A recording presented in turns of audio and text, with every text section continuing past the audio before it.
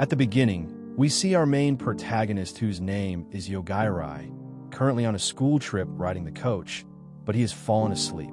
While sleeping, Yogai is in a dream about his past, where we see a younger version of himself walking in a corridor of a secret underground facility where he was raised as a smelly lab rat just like the kids from Stranger Things. We see bullets flying in all directions, but my bro is like Neo from The Matrix and doesn't give a single shit about these bullets, and he starts calling out to his foster caretaker, who he calls his mother. She is known as Miss Saka, and Yogai is super mad right now, as someone has taken his mother hostage while pointing a gun at her. At this moment, his mom gets worried and tells Yogai to stay back, while saying she's sorry to the boy. At this moment, the person with the gun starts to make fun of the 11-looking Stranger Things nerd and tells him he's nothing but a worthless little orphan who has nothing left now. Just before the thug pulls the trigger, suddenly Yogai looks at the culprit's disgusting, ugly face and uses a special instant death ability, which eliminates the thug's life without Yogai even touching him at all. This shocks his mother, Miss Saka, and just then the anime switches scenes back to the bus journey. And here a girl named Tamacha Donanura is shouting at Yogai and tells him to wake the F up as the bus they are riding is currently being ice skated off into a strange world. But Yogai still fails to wake up. Moments after, Yogai finally awakens and asks Tamacha what the hell happened while he was asleep, and she yells in his face again and asks Yogai how he was just sleeping through one of the most tragic events in human history. Right then, Yogai realizes that he's in a different universe, as some crazy dragon-type thing is currently attacking their school bus, and many of the students have already been eliminated by the mythical creature. Tamacha tells him that the wyvern or dragon thing is ridiculously powerful, and ever since they reincarnated, it has been taking out students one by one.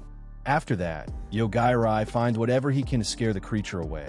So he picks up a random microphone and dashes it at the creature, but obviously it didn't do jack to the wyvern, and it only made the dragon get extremely mad at Yogai and was about to end their ice-sky careers in seconds as it charges up a fireball in its mouth. All while Tamacha hugs onto Yogai for dear life, squeezing her melons against his body. But just as it was going to blast them like Daenerys Stormborn, Yogai simply looks at the dumb dragon right in the eye. And within a second, the giant overpowered creature drops to the floor and has been eradicated from its own world by this scrawny Stranger Things kid from Japan. After, he tells Tamacha that she owes him some cheeks for saving her life. And after he plays some Super Mario like an absolute boss and has nothing to worry about. After that, Tamacha tells Yogai that if he doesn't put away the Game Boy, she won't let him squeeze her soft melons ever again. So he puts it away, and she starts to explain what the hell happened to their school trip. Here, Tamacha tells Yogai that while the bus was heading through a tunnel, as soon as they came out the other end, the whole scenery changed, and they arrived at a beautiful meadow. Some random, rude, and very entitled fairy goddess named Cian appeared on the bus and welcomed them all to her world, which pisses off the school's headmaster. And as soon as he smelt Cian's hand, he vanished into thin air. She warns everyone on the bus that her hand will make any one of them disappear like she's wielding the Thanos gauntlet, and that if they don't listen, she will make another person smell her disgusting hands and see if they can take her stench. After that, she starts to troll the entire class on the bus and tells them all that she is an SSS rank level mage and the most overpowered goddess on the island, and that her anime power level is over 9,000 just as a pop culture reference joke. But no one even laughed, which annoyed the goddess Cian, and she told them it would be wise for them to laugh at her jokes from now on, otherwise they won't last very long in this world.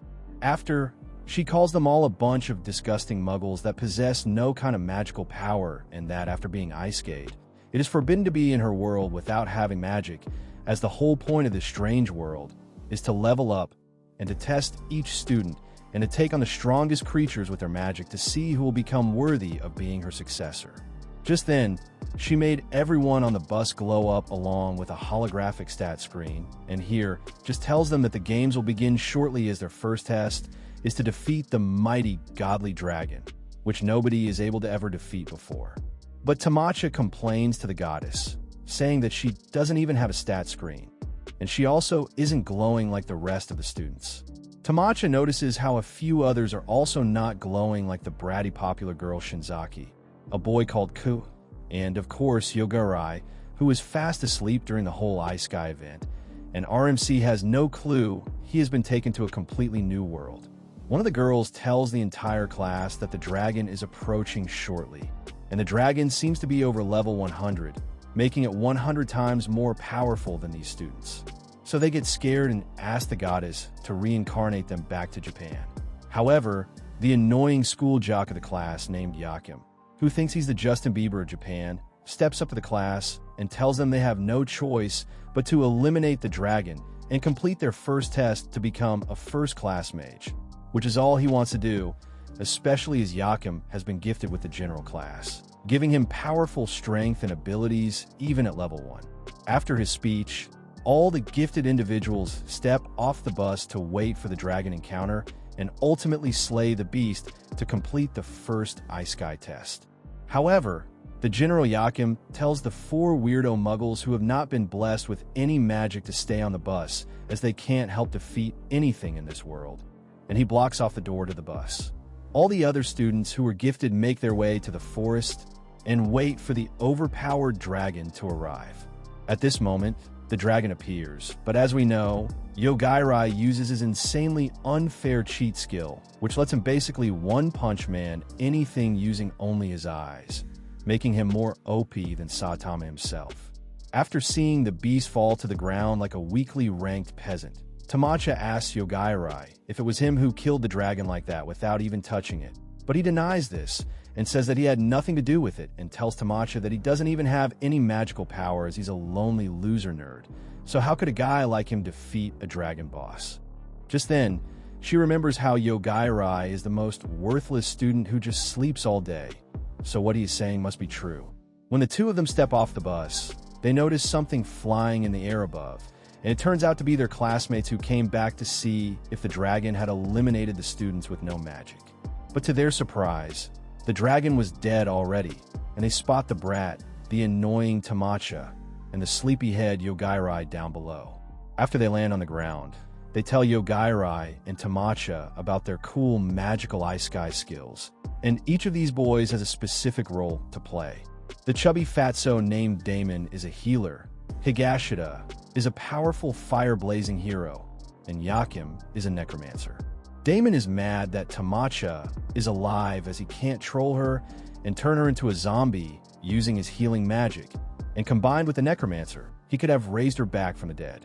But here, the hero guy explains how he only came back to use the necromancer ability on Tamacha to clap her cheeks out after raising her from the dead, as she would never let him touch her in class or go near him, so maybe her zombie version would let him. But here, Tamacha tells the hero to ___ off, calling him the ugliest person in the class. So he displays how strong he is compared to her, showing off his insane fireball ability and threatening Tamacha, requesting to let him smell her feet. Otherwise, he will eliminate both of them. But right then, Yogai tells the dumb hero boy that he's actually weaker than he thinks, and points his scrubby chubby finger at him and tells him to drop dead. They all start bursting out laughing and think Yogai is just trying to troll them. But a few seconds later, the fireball hero guy falls down instantly and has been eliminated by Yogai without him even touching him, shocking the 2 other dweebs as they witness their friend perish in a nothing and finally shutting his big mouth once and for all.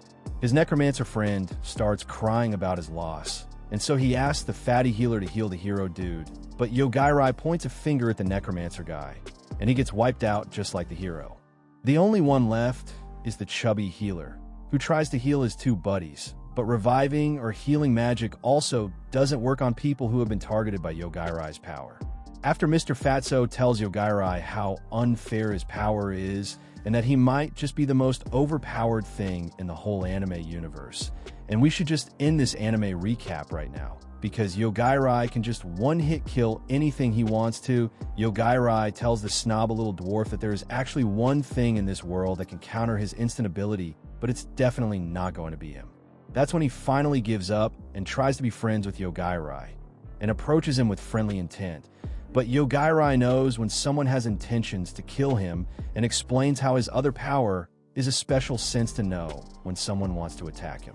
This makes the healer boy fall to the ground, and he begs the demon lord of this world to erase Yogai, as he's just too strong for anyone. After, Yogai asks the little salad dodger nerd why he's so excited about this, and what a demon lord even is.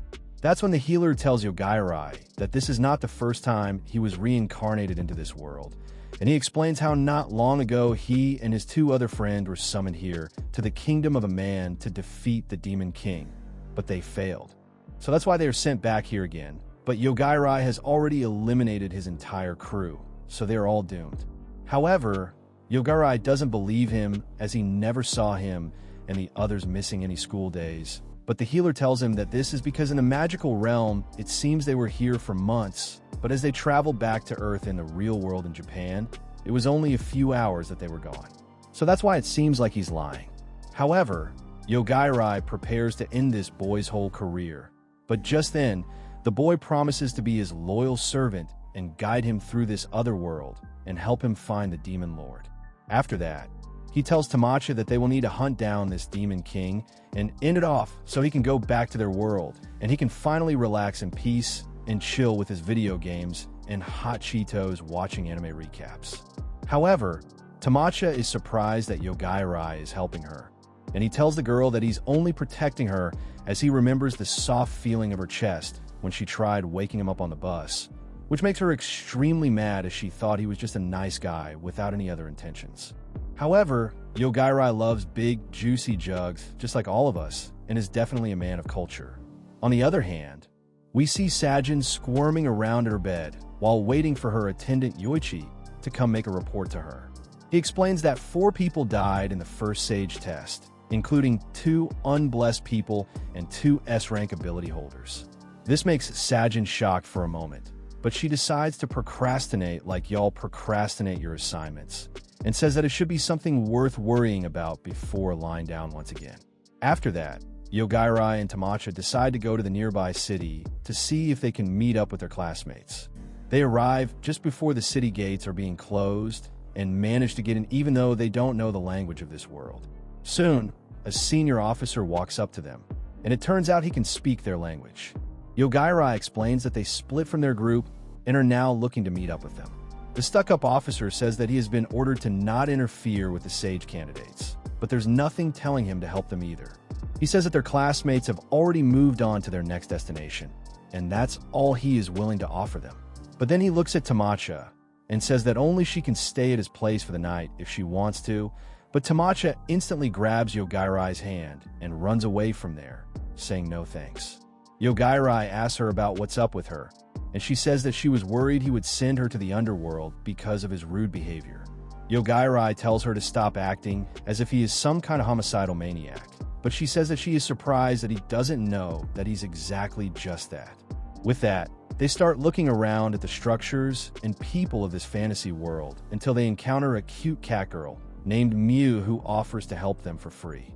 They ask her why she is doing that, and she explains that her goal is to date a Sage candidate, and that's why she's trying to become friends with as many male candidates from the Sage exam as she can.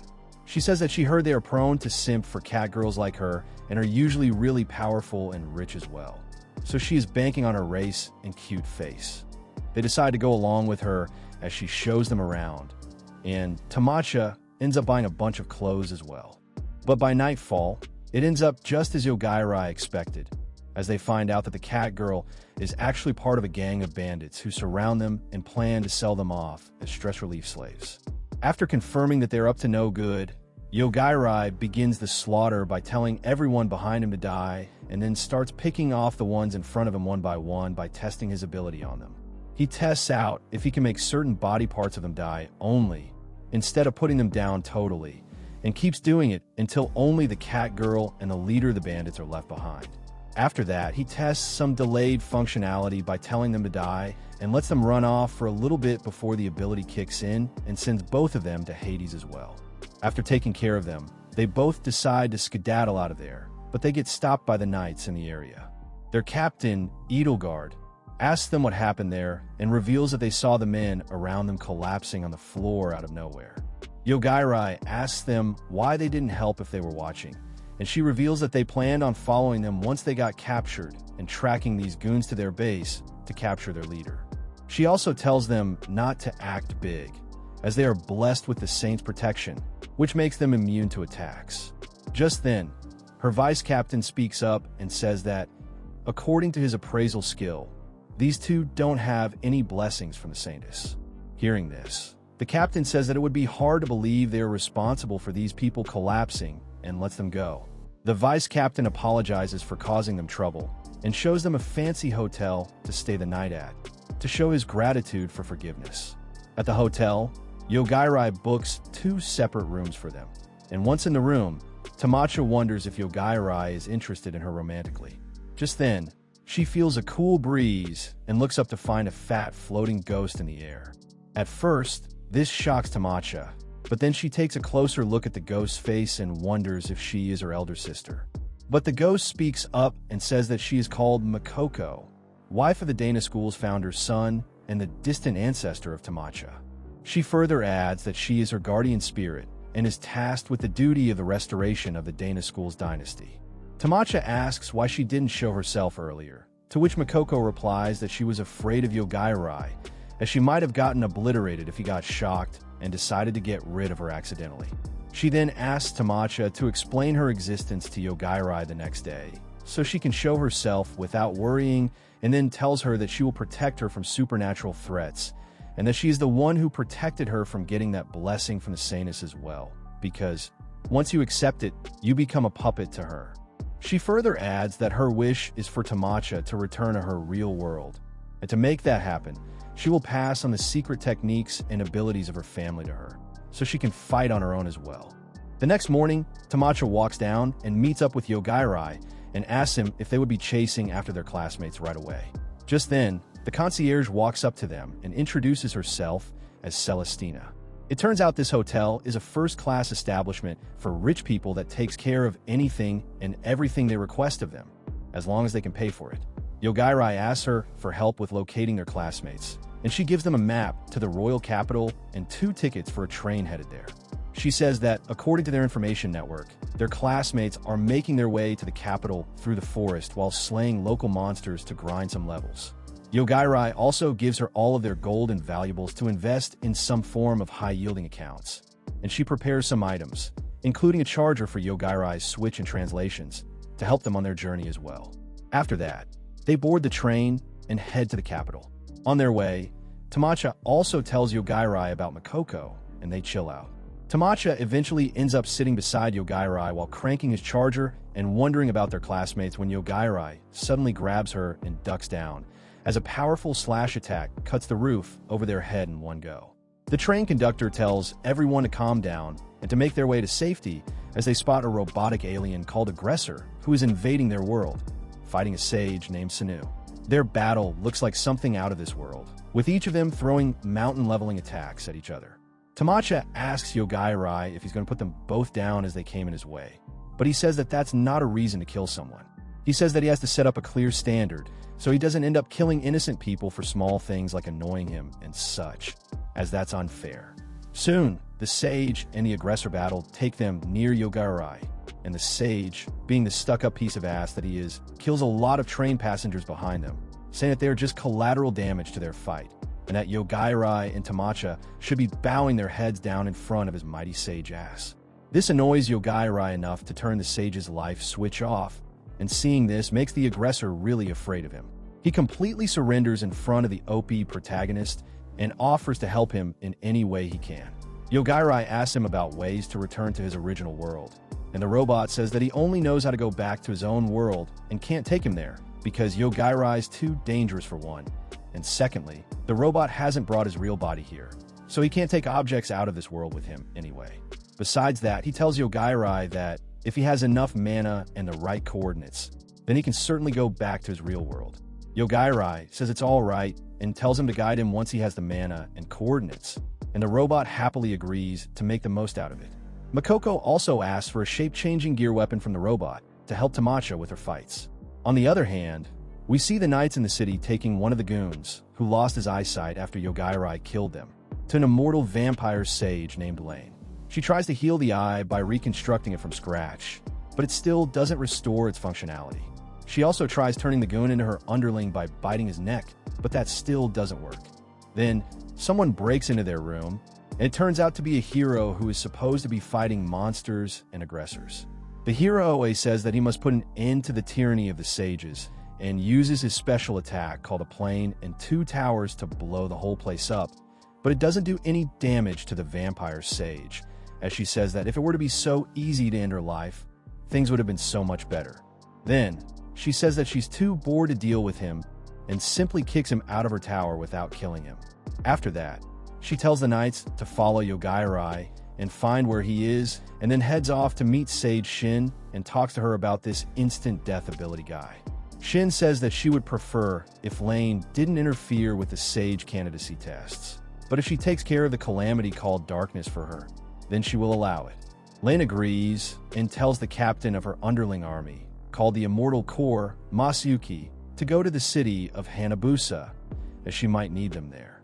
Meanwhile, we see Yogai and Tamacha making their way to the nearest city from their train wreck, which happens to be Hanabusa as well. It turns out to be a pretty modern city, with tall skyscrapers and construction resembling modern-day Japan. While walking through, Makoko notes that, instead of being protected by physical walls, the city is surrounded by a protective barrier that keeps monsters out. They soon reach the first-class hotel that Celestina recommended to them, and after walking inside, coincidentally meet up with one of their classmates named Yuki, who's now wearing some fantasy clothes. Tamacha asks him what he was doing there, as the others should still be in the forest working on their levels, but he says that he moves separately from them, as he has a far superior and more efficient way of leveling up. He then introduces his harem of bodyguards, consisting of 5 women whom he chose from his sea of girlfriends. Yogai wonders what he was up to, and Tamacha explains that he has always been popular among girls due to his good looks, but there seems to be something more at play here. Just then, Yuki turns to her and asks her if she would like to be his mistress, making her so dry the Sahara Desert becomes jealous of her. She asks him what makes him so confident, and he explains that he has been blessed with one of the strongest classes in this world known as Dominator, which allows him to turn weak opponents into his servants. It turns out, when Yuki and the other classmates were together, grinding in the forest, everyone tried to avoid him due to his class. But then Aruto approached him and revealed that he is a consultant class. He tells him about the hidden details of his Dominator skill and suggests a plan that he found out after watching the Shield Hero anime. He tells him to buy up weak-leveled servants and then make them fight on his behalf to gain experience for leveling up. This pyramid scheme of a leveling idea resonated with him and his desire to have a harem of his own, and it led to this situation. After hearing him out, Tamacha rejects him and says that she would stay with Yogai, and they both walk away. Meanwhile, we see the vampire sage Lane engaging in a battle with the aggressor called the Darkness. Yogai decides to get some rest and ends up sleeping for 3 days straight, while Tamacha waits for him in her room for all this time. While doing that, Makoko tells her about someone keeping an eye on her with hostile intent, and she decides to wake Yogai up and tells him to come to her room. Yogai walks out and uses his hostility detection haki and then one-shots Yuki's weakest bodyguard, Erika, with his instant death ability. After that, he walks into Tamacha's room and tells the hotel's reception that a woman collapsed in the hallway on his floor. At the same time, we also see Lane's Immortal Corps rampaging across the city's streets, riding over civilians and turning them into zombies, making them part of her army. Meanwhile, Yuki notices that Erika's signal has vanished, and he wonders what happened to her and sends 2 of his bodyguards to secure Tamacha while clearing a 150-floor deep dungeon by turning defeated monsters into his servants. On the other hand, Yogai and Tamacha decide to get out of the hotel to avoid any fighting with Yuki, but they get ambushed by the captain of his bodyguards, Reza, the Ice Mage. She says that she is there to get Tamacha and freezes them both in rock-solid ice, but Yogai kills the ice with his ability and makes it pathetically easy to shatter. This makes Reza shocked, and she tries to cast another spell, but Yogai kills the spell and then kills her staff as well, making her fall on her knees. After defeating her, Yogai asks if she can use magic without her wand and if there are any other wands that she's carrying on her. She says that she's a wand master and can only use magic through wands, and that she is only carrying a small spare one in her treasure chest. She also tells them about Yuki's orders to capture Tamacha. Just then, they get attacked by a doll that's crawling on the wall, but Tamacha puts it down using her martial arts skills, manifesting due to Makoko's influence.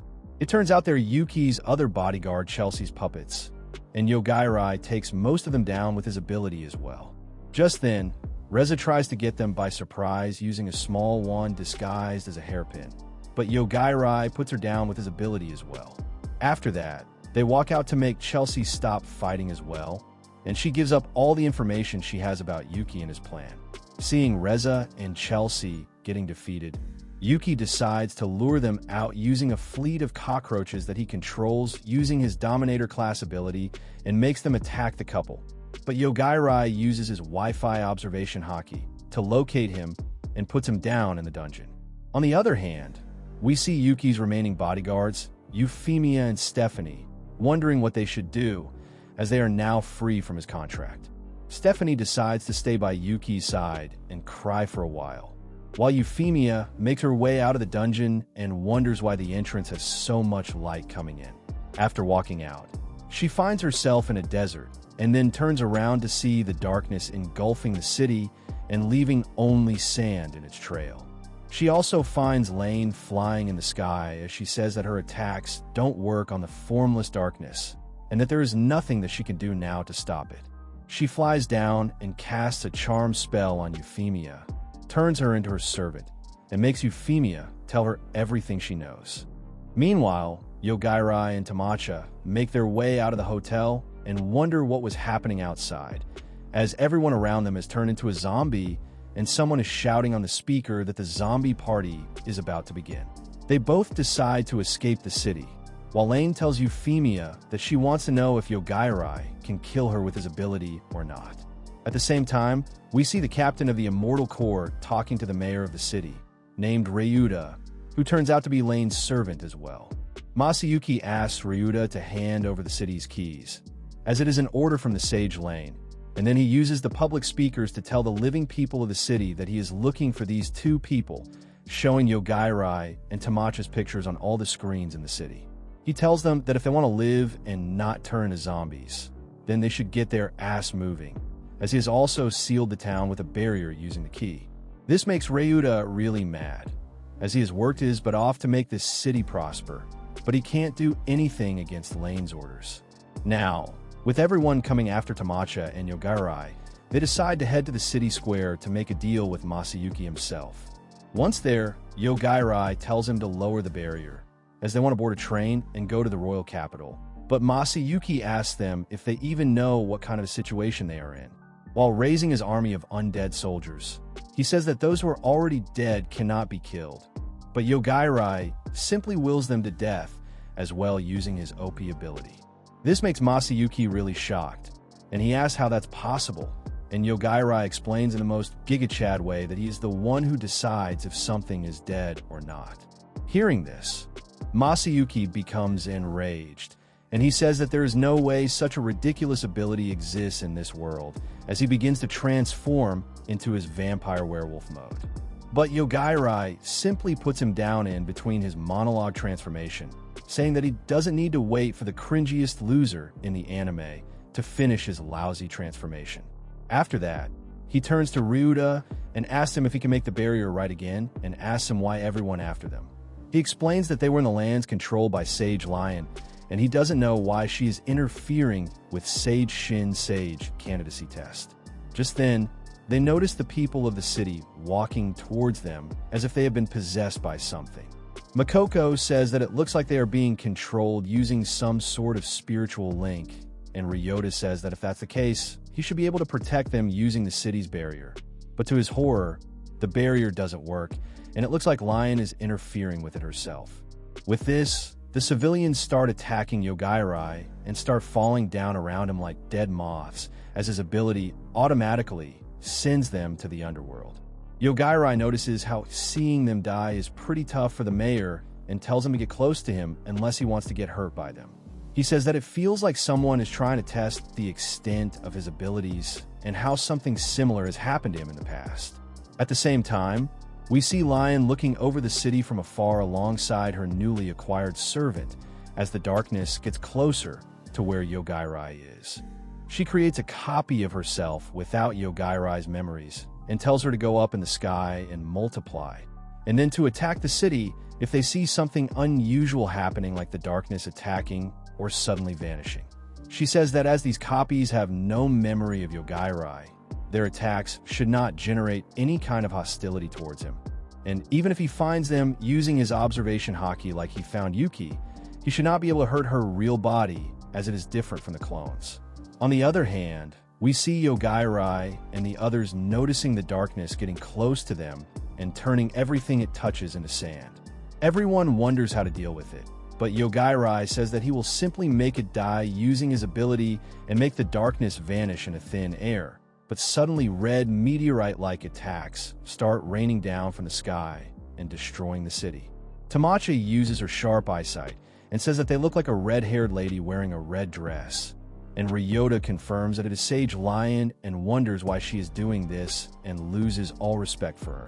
They wonder how to deal with this attack now, as Yogai says that they are too fast for him to see to use his ability, and they also don't have any hostility that he can trace, but if they could get her to aim at him directly, he would be able to attack her back with his ability. Ryota suggests that they head to the open park area, which is most likely going to be attacked next according to the data he has been analyzing thanks to his bird's eye view skill that he got from being a mayor.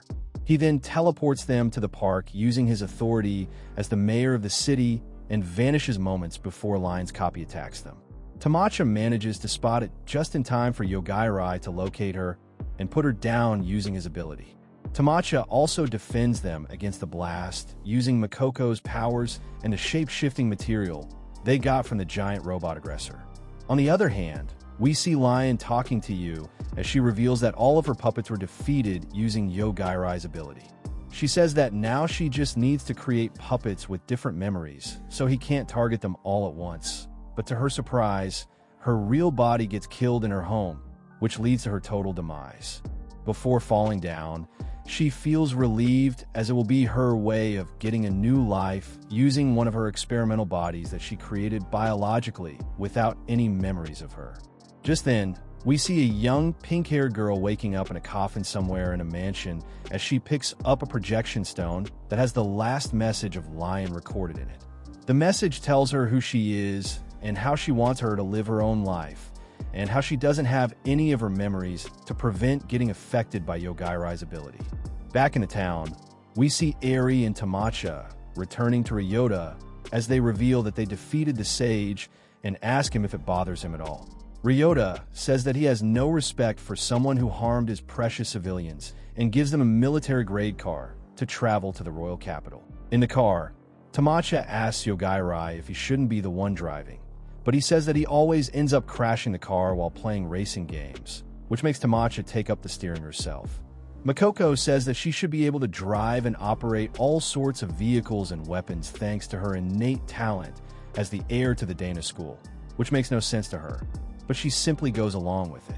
While all of this is happening, we get to see a small glimpse of what the other sage candidates are up to in the forest.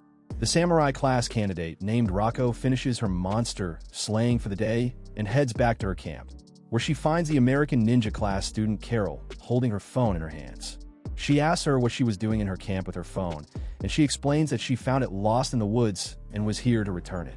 She also reveals that she took the liberty of going through her applications to see what they were using to track Yogai. It turns out they're both government spies from Japan and America, respectively, who joined Yogai's class to keep an eye on him. The Americans have been using a satellite to keep an eye on him in the real world, but it has no use in this world, which is why Carol was looking at what the Japanese use, as they are the ones with physical custody of him. Rako opens up her application, and to her horror, an alert shows up saying that the first door of Alpha Omega is opening up. On the other side of the map, we see Tamacha driving like a panicked duck as she makes life-saving turns around the crazy mountain path to reach the capital. She eventually comes across a giant boulder in their way and decides to stop while looking at Yogai, who is somehow sound asleep even with all of her screaming during this crazy ride.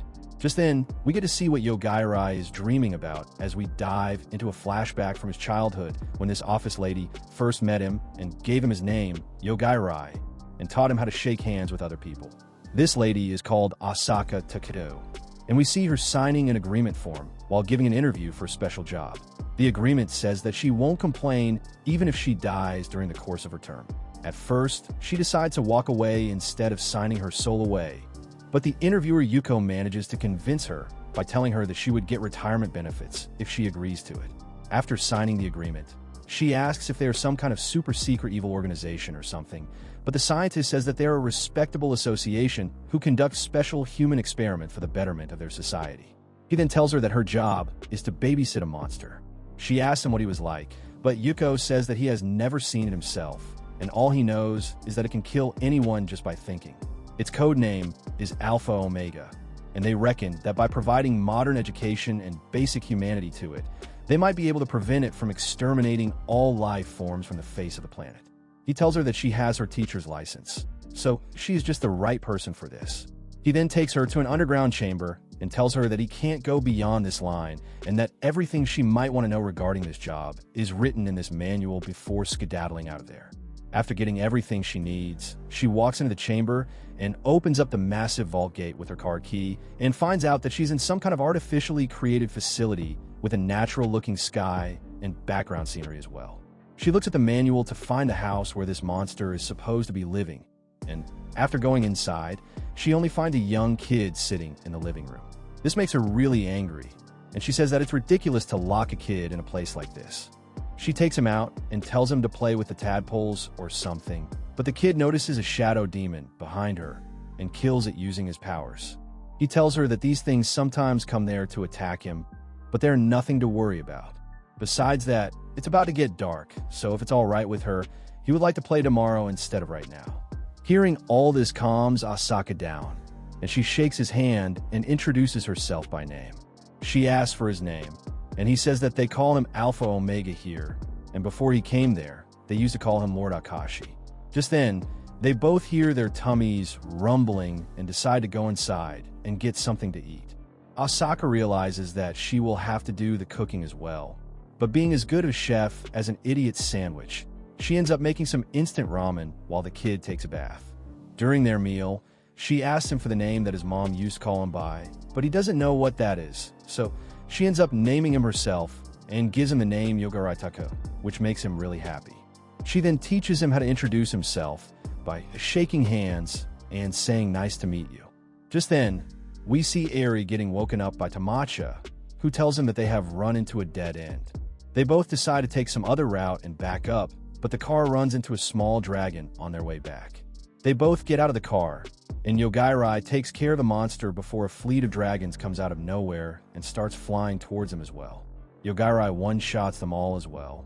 And after that, they get to meet a golden lightning dragon who says that they pass and starts flying away, but Yogai stops it and tells it to come back and to tell them what it meant by that, or else he will do some pest control on it as well. The dragon comes back and transforms into a little kid and explains that she was testing them to see if they were worthy of seeking the swordmaster. They ask her who this swordmaster was, which makes her surprised as she thinks that they were there to take the swordmaster's test. They tell her that they were just on their way to the royal capital and got lost, to which she introduces herself as Attila and offers to help them if they agree to go see the swordmaster with her. After agreeing, she takes them into a mystical forest where the swordmaster is gathering all the test takers. There, they meet the old guy named UR, who announces that if in 10 minutes there's not half of them left there, all of them would fail, which marks the start of a massive battle royale. The first one to get sliced and diced is this unlucky loser, followed by a bunch of others, including a shady group of magicians that Yogai sends to hell with his ability. They both also get defended by a righteous knight named Rick and manage to save the beta loser who got cut in half named Loney thanks to a special stone called the Apology Stone that gives him random powers and buffs. After that, they all head to the next destination of the test, and Loney also explains that he got these stones from a goddess to make up for the bad luck he is suffering from. He says that he gets new stones every night, and these stones can be used to summon random items and effects through a gacha system. As they get close to their next destination, the miasma in the area starts getting lethally thicker, and it even makes Loney vomit on the ground. But then Makoko notices that the miasma has suddenly disappeared, and she wonders what caused it while we see Yogai acting weird. After that, they head up the tower, where UR shows them a giant sealing spell with the Dark King sealed inside it alongside the ancient swordmaster who ran her sword through both of them, while sealing them in this seal where time flows extremely slowly. UR explains that it is their duty as the swordmaster to defeat the Dark King once he is freed, but then a magician girl reveals herself and throws a massive fireball at the Dark King, saying she will defeat him once and for all. But the spell simply becomes stagnant in the time seal, and she realizes just how dumb she is. Rick tells Yogai that the magician is called Frederica, and she is his friend who told him to take the swordmaster's test in the first place. After that, the examiners tell everyone that they need to reach the bottom floor of the tower while defeating monsters and clearing different tasks to earn points. They need to earn 100 points within the next 24 hours and make it to the bottom of the tower as well to clear the test. Meanwhile, Tamacha looks down at the Dark King and asks Yogai if he can kill him as well or not, and Yogai tells her something which makes her really shocked. After hearing him out, they both decide to hurry down the tower and join up with Rick and Loney and make their way down.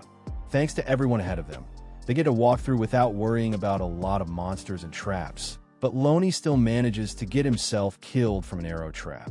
His apology stones help him through it all, as usual, and they even run into one of the Knights of the Divine King, named Teresa, who is supposed to be UR's subordinate, but she has turned rogue after killing one too many people during the test, and is now on a killing spree. Rick struggles against her for a bit, and it looks like they're going to show us an epic battle, but Yogai puts a stop to all of this using his ability and tells everyone to hurry on. After that, they reach the 998th floor, which turns out to be a safe zone with lots of rooms for the participants to rest in as well. They all decide to go their own ways from here. Rick decides to walk forward, Loney decides to rest till midnight to get new stones, while Tamacha and Yogai decide to take a good nap. At midnight, Loney gets a special anniversary event drawn from his gacha system and manages to summon the goddess who called him to this world and gave him the apology stones. She says that she is there just to check on him and then takes her leave, while Yogai and Tamacha simply fall asleep in the same bed. The next morning, when they wake up, they see Makoko half stuck in the wall, and she says that something is making all the souls in the tower get sucked up towards the top. Yogai helps her out by killing the sucking mechanism, and then tells Tamacha to prepare herself, as from this point onwards, he would be killing everyone indiscriminately, as they are in a place of danger.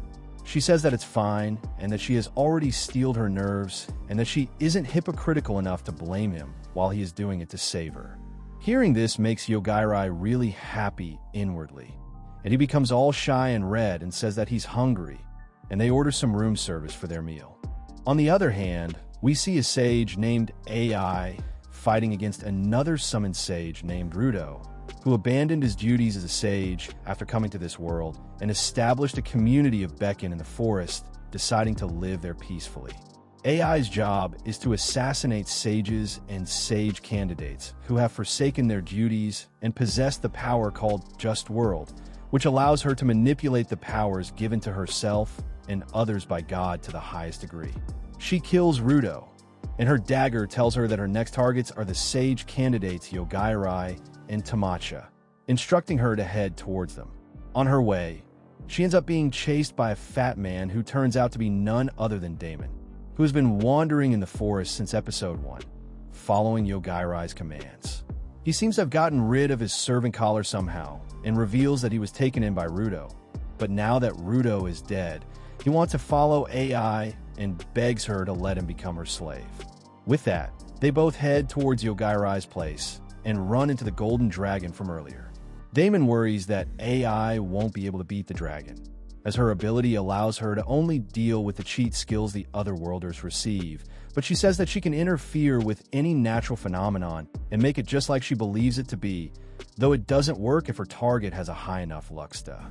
She then makes the dragon unable to fly because it's too big, and before she could do much else, an aggressor by the name of Hedgehog appears on the spot and kills the dragon with its sharp leg. After that, it vanishes back into the distance while showing the way to the swordmaster's tower to AI. Meanwhile, Yogai and Tamacha make it through almost half of the tower until they run into a silver-haired guy who accuses them of cheating. The guy introduces himself as Glacio, the creator of the tower, and tells Yogai that he feels sad because he has been bypassing all of his traps by killing them using his ability. He says that Yogai is too dangerous to be left alone and starts preparing a big spell while saying that he's going to give them a choice. But Yogai sends him to the other world, saying he's in a hurry. After that, they go to the next area, where they find another dominator using his harem of girls to fight another test taker who turns out to be a half-demon like Euphemia. Yogai asks for permission to pass by, as he's not interested in fighting, but the dominator says that he will let them through if they defeat his bodyguards in a 3 versus 3 battle. Yogai accepts and no-shots them all with his ability and start walking forward, but this makes the dominator really mad, and he tries to stand up to cast a spell, but Yogai puts him down just as fast, calling him a liar. Seeing all this, the half-demon girl says that she has a request to make of him, and they decide to at least hear her out. The girl introduces herself as Thea and explains that she is looking for her younger sister. She says that she came here because she heard that some of her people were trapped here, and helping her might come off as being against the swordmaster. Yogai says that he has already made a mess out of the tower, so the swordmaster won't really be fond of him anyway, so he has no issues with helping her out. He then asks her if she has any clues about where her people could be, and she says that she can feel their presence, and it seems like they're somewhere underground. Just then, Rick, Frederica, and Lionel walk into the arena as well, and it turns out Rick and Frederica were helping Lionel gain some points because he is a___ loser. After that, they all reach the bottom floor, where Europe announces that they have all passed the test and have now become the Knights of the Divine King.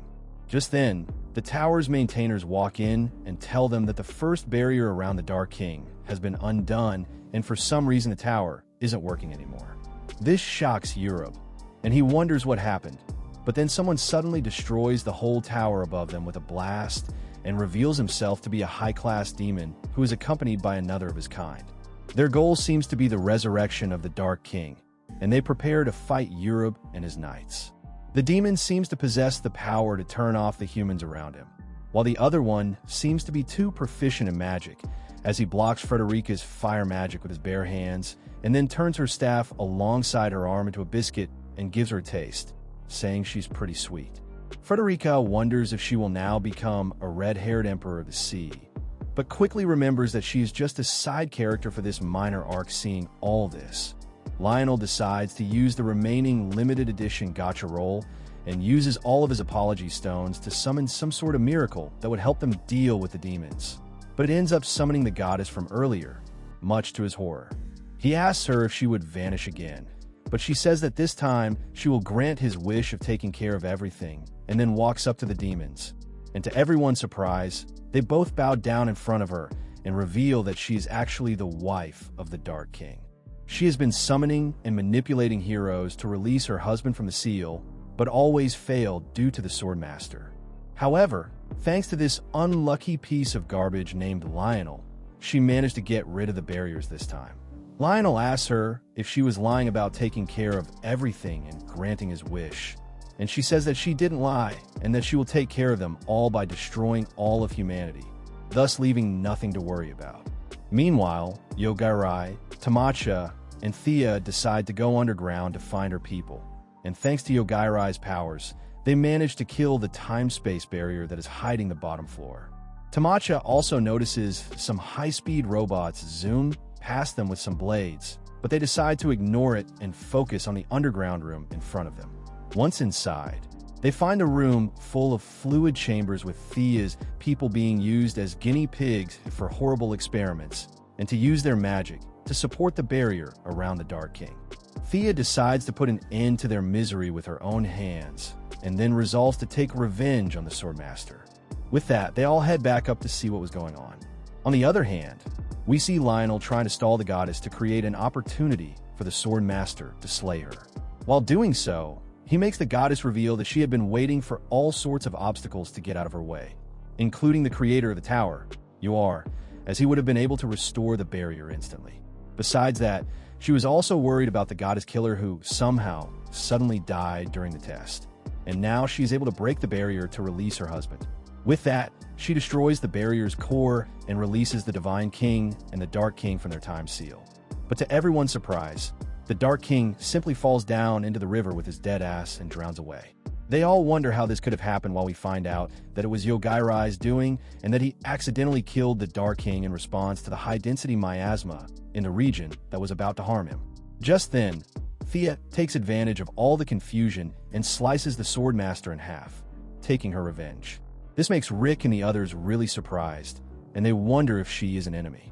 At the same time, the high-speed robotic aggressor Hedgehog also appears in the battle zone and assassinates the goddess and zooms away. The two demons who started all this heal her back to full health and rally their forces to attack humans to take revenge for killing their king. But Yogai-Rai simply no-shots them all with his ability and tells them that he doesn't want any drama. The whole thing makes the goddess lose her mind, and she starts firing random abilities in all directions. Tamacha asks Yogai-Rai if he's going to do anything about her, but he says that the goddess didn't do anything to him, so he has no reason to fight her. On the other hand, we see AI dragging Damon towards the tower as she dodges all the random attacks using her absurd ability. Once she arrives there, she uses her appraisal skill to tell Rick that he can put the goddess down using his holy sword, which he does, and then turns towards Yogai-Rai and Tamacha to see what they were all about. Before fighting them, she uses her eye on Yogai-Rai to check his stats, but it shows her the end of everything in him, and this makes her sweat her soul out as she decides to eat her ass out of there before handing Damon over to Yogai-Rai. Yogai-Rai wonders what she was all about, but then turns to Damon and asks him how he managed to get out of his collar. He says that he never said that its effect was permanent and apologizes for deceiving them. After that, Rick talks to them about Thea and what she did, and Yogai-Rai tells him to see what they found in the basement, and if he still decides to fight them, then he will help Thea. Rick asks him what he can do with his tiny stick, but the Divine King stops him and tells him that it was actually Yogai-Rai who put down the Dark King and all the demons around them, which makes Rick really surprised as he apologizes for his rude behavior. After that, they all decide to part ways. Rick, Frederica, Lionel, and the Divine King go to the royal capital, while Yogai-Rai and Tamacha decide to go there on their own as well. Thea reveals the name of her younger sister, who turns out to be Euphemia, and Yogai-Rai and Tamacha tell her that they heard this name while walking through one of the cities on their way and tell her about the routes they took before leaving. Rick also gives them a couple of pendants with the emblem of the Royal Knights and says that they should show these to the guards in the capital if they ever need his help. With this, Yogai-Rai and Tamacha start their journey towards the capital while leaving Damon to his wits, but unfortunately for him, he ends up getting approached by one of the demons that attacked the tower and is told to follow him. While all of this is happening, we see Shin sipping on some sweet tea as her knight reports to her about AI and Yogai-Rai.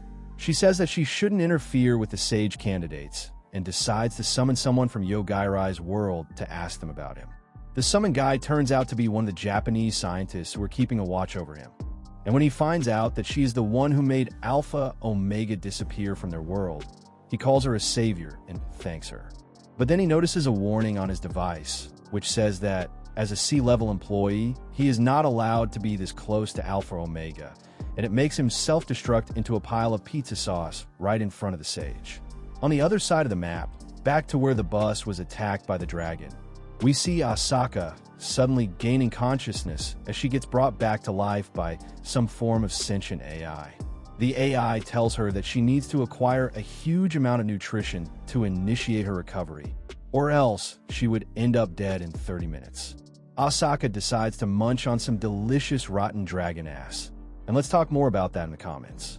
Meanwhile, Yogai-Rai and Tamacha arrive at the royal capital and get stopped by the royal knights, who tell them to get out of their car and show their IDs. They explain that they got the car from the mayor of Hanabusa City and that they are sage candidates who are there for a trial. The guard checks them out using an appraisal tool, but Yogai-Rai shows them the pendant that Rick gave them, and it makes all of them get on their knees. They explain that it is the mark of the royal family and gives them the pass to enter the city. Just then, the youngest prince, David, arrives on the scene and demands that they show him their swords as the knights of the Divine King. And Tamacha ends up accepting his challenge to a duel when they fail to show him any swords. In the duel, she showcases the martial art of her family and ends up freeing David's future generations from the pain of getting born. Getting hit in his precious eggs turns David into a gentleman as he offers to give them a tour of the city. He explains how the city walls were created thousands of years ago by the great sage Aga, the same guy who created that tower. He also tells them that the royal capital is built upon an underground barrier that seals a Dark Lord, much like the tower of the swordmaster, which surprises Yogai and Tamacha, as they didn't expect there to be more than one Dark Lord. After that, Yogai asks Tamacha if they will forgive their classmates or should they take revenge on them, and Tamacha decides to first meet them and see what kind of attitude they take up with them. With that, they join their classmates at the royal palace as they all meet the king. The three perverts from the class, known now as the three pervy beta lords, decide to exert their dominance by revealing that one of them has the ability to stop time as he approaches the king and acts rudely towards him. But the king cuts off his fingers and reveals that their powers get significantly weak if they try to fight anyone related to the royal family, and that they have been granted the protection of the sages. After that, he sits back down on his throne and says that to become sages, they must accomplish a great achievement in 1 month or else they will all fail. After the king walks away, Tamacha and Yogai make their presence known officially. They all talk it out, and eventually, Yogai and Tamacha agree to join them without any violence. They make up a cover story that Yogai got the skill to kill insects instantly, and Tamacha got the skill to create special armor that only works on herself, and thanks to these skills, they managed to escape from the dragon. The class captain says that he still believes they did the right thing by leaving them behind as bait, as the survival of many was his priority. With all of that out of the way, they all start wondering about ways to pass the sage exam and eventually end up getting help from the royal family that suggests they go down into the underground dungeon and defeat the Dark Lord as their accomplishment. With this, all of them form groups and go underground, led by David and Rick, who eventually arrive at the royal capital with the Divine King as well. While Tamacha is busy busting her ass off in the underground dungeon, Yogai joins the group of losers in their class, including 2 other guys, one with the ability to cook and the other with the ability to read anything. Soon, another guy named Sii joins them, who has an ability called Death God, which is pretty similar to Yogai's ability of instantly killing the target, but is an inferior version of Yogai's power. The guy sits down in front of Yogai and reveals that he is with the cult, which is yet another organization that hails him as the god of death and is also the one that refers to him as Lord Akashi. The guy says that he had been keeping an eye on him using his mechanical eye, but it stopped working since they came to this world. He then walks away, saying he will be happy to serve him if he needs his help. After that, the other 2 spies also make contact with Yogai and Tamacha and apologize to him for deceiving him all this time. Yogai says that he doesn't mind as long as they don't cause him any trouble and lets them focus on their survival in this new world, saying that he wants to meet the sage Shin as she might know of a way to get back to their world. While all of this is happening, we find out that Euphemia got to meet up with Lion's new body and decides to serve her. The new body names herself Relay and takes Euphemia along with her on a journey to find a guy named Yogai. Besides that, Shin goes to CI in the Sage world and finds out that she is suffering from PTSD after looking at Yogai. She becomes worried and says that she needs to get more information on what he actually is and decides to go meet his classmates. At the same time, the demon spawn Lute teams up with Damon, as he knows about Yogai, and takes him to the royal capital to unseal the younger and much stronger sister of the late Dark King, who is residing under the royal capital. Once they get inside the city, they go to a tavern and try to gather information on ways to get into the underground dungeon, but then they see the 3 pervy idiots there, and Damon says that he has to avoid getting found out by them or it will be troublesome.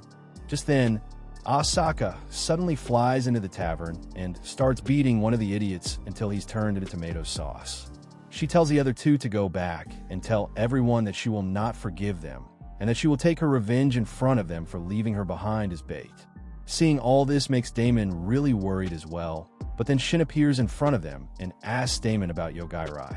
He says that he doesn't know much about him, but gets the information about the entrance to the underground dungeon from her. Shin says that it will be fun to watch what they do, and then walks back to her sage world. There, at night, while talking to her servant, she gets an unexpected guest who turns out to be Herod, the analyst from the sage candidates.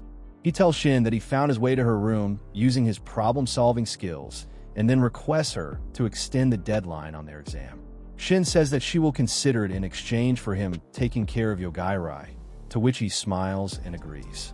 After this, Herod goes back and hires an assassin with sage and spirit powers and tells him to kill Yogai. On the other hand, the other sage candidates become worried for their lives as they fear Asaka coming after them. One of them, named Riona, who has the ability to enhance her strength, finds Asaka and tries to snipe her down with high-speed rocks, but Asaka tanks it like the Jigachad she is and goes on a fight with her. She single-handedly destroys her ass and soul, but Riona says that she isn't at her full power because of that stupid king-suppressing quirk that's active throughout the royal capital. Hearing this, Asaka lets Riona go to heal herself and flies away to burn the king's royal _ to ashes.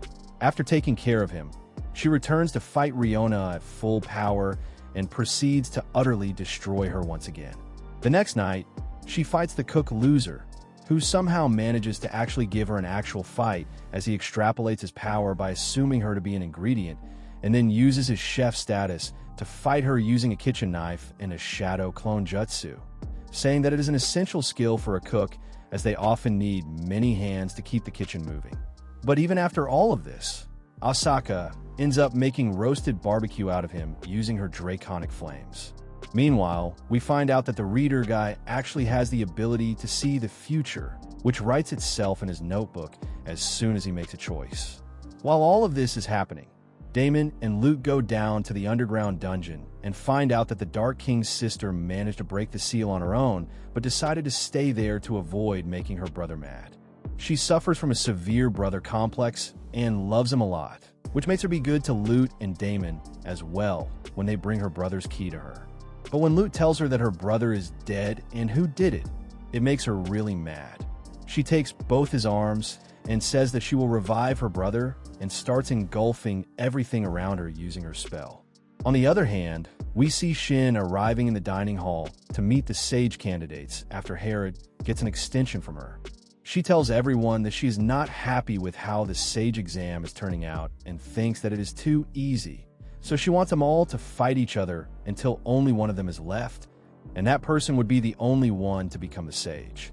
This marks the beginning of the battle royale as the Death God ability guy tries to use it on her, but she says that it doesn't work on her as she completely heals herself with a level up and then knocks him out with a flick of her fingers. Meanwhile, Yogai is chilling outside, and he notices David sleepwalking as if he is under some kind of spell and watches him jump into a ravine. He tries to help him and ends up falling down with him underground. The Dark King's sister, named Mana, turns into her liquid mana form and starts taking over everything in her sight as she gushes out of the royal capital with extreme force. While falling, Yogai saves himself and David by killing their momentum using his ability and then meets up with Damon, who is running away from Mana for his life as well. They all end up catching an elevator that takes them back up, and once there, Yogai goes to meet up with Tamacha to find out what was happening. She tells him about the battle royale, and they end up fighting a bunch of their classmates as well. Meanwhile, Asaka decides that it is a great day to take her revenge and joins the battle royale too. She ends up fighting a girl who has the power to summon all sorts of modern weapons, and when she starts losing the battle, she summons a nuclear bomb like a sore loser and drops it on Asaka. The explosion destroys everything around it and also takes Yogai and the others in its effect. But Yogai saves them all by killing the laws of physics because why not? Asaka manages to survive the explosion by giving up her human form and permanently transforming into her dragon form. Once healed up, she decides to make sure that everyone is dead and finds Yogai and the others alive in the middle of a flaming zone. The AI in her brain starts speaking up It turns out that it is technology from the future specifically developed to counter the instant death ability of Yogai by becoming undetectable to him. This effect works to a certain extent, but Yogai simply kills Asaka as well when he sees the massive dragon approaching them. After that, Shin arrives in front of them and says that she had been wanting to talk to Yogai as she heard that he's going to wipe her out. Just then, Yogai uses his ability to kill one of her ankles and then starts off by killing her fingers and showing her who the real boss is. He then asks her to tell him about ways to get back to their old world, but she simply teleports back to her sage world and tries to heal herself. All of her attempts fail and make her worried, but Yogai starts killing more of her parts and even starts attacking her beloved servant, Di. This makes Shin give up, and she comes back to him and explains that there is no way for them to return, as the link between their worlds has already vanished.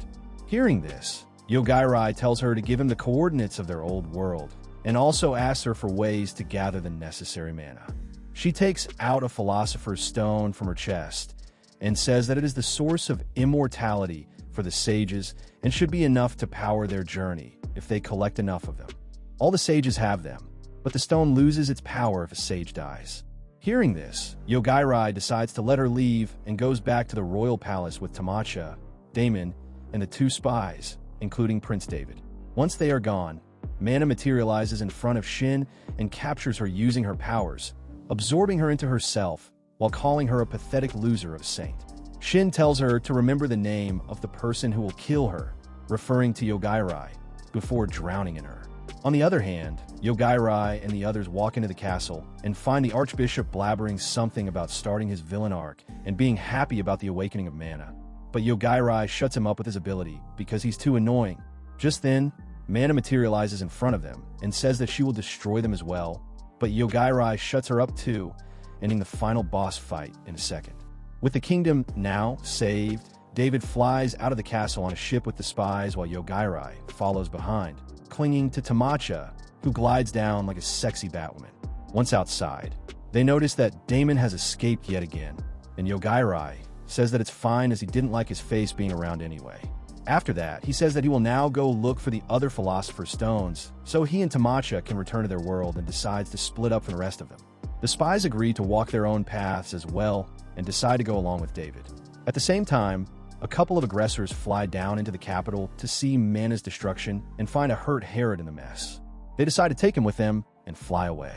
While all of this happens in the royal capital, we get to see a little bit of Thea, who ended up meeting again with her sister while saving some of her people from slave traders.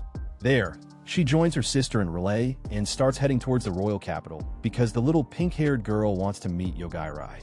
They arrive just in time to see Yogai and Tamacha deciding to go out and look for the other Philosopher's Stones. Seeing them, Relay jumps out and hugs Yogai, saying that she wants him to marry her while offering him her Philosopher's Stone.